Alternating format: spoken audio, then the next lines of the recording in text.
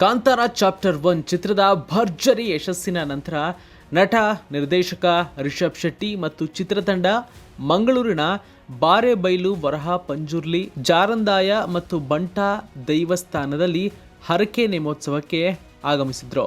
ಕಾಂತಾರ ಚಿತ್ರ ಯಶಸ್ಸು ಕಂಡ ಹಿನ್ನೆಲೆಯಲ್ಲಿ ರಿಷಬ್ ಶೆಟ್ಟಿ ಹಾಗೂ ಹೊಂಬಾಳೆ ಫಿಲ್ಮ್ಸ್ ಚಿತ್ರತಂಡ ದೈವಕ್ಕೆ ಕಟ್ಟಿಕೊಂಡಿದ್ದ ಹರಕೆಯನ್ನ ಈಡೇರಿಸುವ ಉದ್ದೇಶದಿಂದ ಹೋಗಿದ್ರು. ಪತ್ನಿ ಮತ್ತು ಮಕ್ಕಳೊಂದಿಗೆ ರಿಷಬ್ ಶೆಟ್ಟಿ ನೇಮೋತ್ಸವಕ್ಕೆ ಬಂದಿದ್ದು ದೈವಸ್ಥಾನದ ಪರಿಸರದಲ್ಲಿ ಭಕ್ತರ ವಿಶೇಷ ಕುತೂಹಲ ಏರಿಕೆಯಾಗಿತ್ತು. ನಿರ್ಮಾಪಕ ವಿಜಯ್ ಕಿರಗಂದೂರ್, ನಿರ್ದೇಶಕ ಸಂತೋಷ್ ಆನಂದರಾಮ್ ಮತ್ತು ಚಿತ್ರರಂಗದ ಇನ್ನಿತರ ಹಲವು ಗಣ್ಯರು ಈ ನೇಮೋತ್ಸವದಲ್ಲಿ ಭಾಗವಹಿಸಿದ್ರು. ಚಿತ್ರತಂಡದವರು ಗಗ್ಗರ ಸೇವೆ, ಅನ್ನ ಸಂತರ್ಪಣೆ ಸೇರಿದಂತೆ ಅನೇಕ ಸೇವಾ ಕಾರ್ಯಗಳಲ್ಲಿ ಪಾಲ್ಗೊಂಡು ದೈವಕ್ಕೆ ಕೃತಜ್ಞತೆ ಸಲ್ಲಿಸಿದ್ರು. ಕಳೆದ ಏಪ್ರಿಲ್ನಲ್ಲಿ ಇದೇ ದೈವಸ್ಥಾನದಲ್ಲಿ ನೇಮೋತ್ಸವಕ್ಕೆ ಹಾಜರಾಗಿದ್ದ ಸಂದರ್ಭದಲ್ಲಿ ದೈವದಿಂದ ಕೆಲವು ವಿಶಿಷ್ಟ ಸೂಚನೆಗಳು ದೊರಕಿದ್ವು.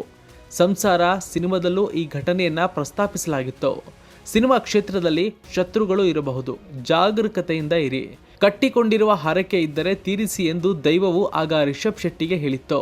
ಕಾಂತಾರ ಚಿತ್ರವು ದೇಶವ್ಯಾಪಿ ಸಂಚಲನ ಸೃಷ್ಟಿಸಿ ಪ್ರೇಕ್ಷಕರಿಂದ ಅಪಾರ ಮೆಚ್ಚುಗೆ ಗಳಿಸಿದ ಬೆನ್ನಲ್ಲೇ ರಿಷಬ್ ಶೆಟ್ಟಿ ಅದೇ ದೈವಸ್ಥಾನದಲ್ಲಿ ಹರಕೆಯನ್ನ ಸಲ್ಲಿಸಿದ್ದಾರೆ. ದೈವಸ್ಥಾನದ ನೇಮದಲ್ಲಿ ಭಾಗವಹಿಸುತ್ತಾ ಚಿತ್ರತಂಡ ದೈವದ ಆಶೀರ್ವಾದ ಪಡೆದಿದ್ದಾರೆ. ಕಾಂತಾರ ಚಾಪ್ಟರ್ 1 ನಂತರ ಮುಂದಿನ ಭಾಗಗಳ ಕುರಿತು ಅಭಿಮಾನಿಗಳಲ್ಲಿ ಸಾಕಷ್ಟು ನಿರೀಕ್ಷೆ ಹೆಚ್ಚಿದೆ. ದಿನದಿಂದ ದಿನಕ್ಕೆ ಆ ನಿರೀಕ್ಷೆ ಕೂಡ ಹೆಚ್ಚಾಗ್ತಾ ಇದೆ. ಈ ನೇಮೋತ್ಸವದ ನಂತರ ರಿಷಬ್ ಶೆಟ್ಟಿ ಮತ್ತು ತಂಡ ಮುಂದಿನ ಕಾರ್ಯಗಳಿಗೆ ದೈವದ ಆಶೀರ್ವಾದ ಪಡೆದುಕೊಂಡಿದ್ದಾರೆ ಎಂಬ ಭಾವನೆ ಅಭಿಮಾನಿಗಳಲ್ಲಿ ಕೂಡ ಮೂಡಿದೆ. ಇನ್ನು ಈ ವಿಡಿಯೋವನ್ನು ನೋಡ್ತಾ ಇದ್ರೆ ದೈವವು ರಿಷಬ್ ಶೆಟ್ಟಿಯನ್ನ ಅಪ್ಪಿ ಆಲಂಗಿಸಿದೆ.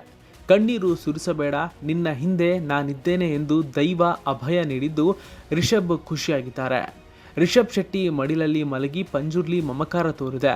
ಮಂಗಳೂರಿನ ಬಾರೆಬೈಲ್ ವರಾಹ ಪಂಜುರ್ಲಿ ದೇವಸ್ಥಾನದಲ್ಲಿ ಹರಕೆ ನೇಮ ನಡೆದಿದೆ. ಈ ಸಂದರ್ಭದಲ್ಲಿ ನಿರ್ಮಾಪಕ ವಿಜಯ್ ಕಿರಗಂದೂರ್, ನಿರ್ದೇಶಕ ಸಂತೋಷ್ ಆನಂದರಾಮ್ ಸೇರಿದಂತೆ ಚಿತ್ರರಂಗದ ಹಲವರು ಭಾಗಿಯಾಗಿದ್ರು.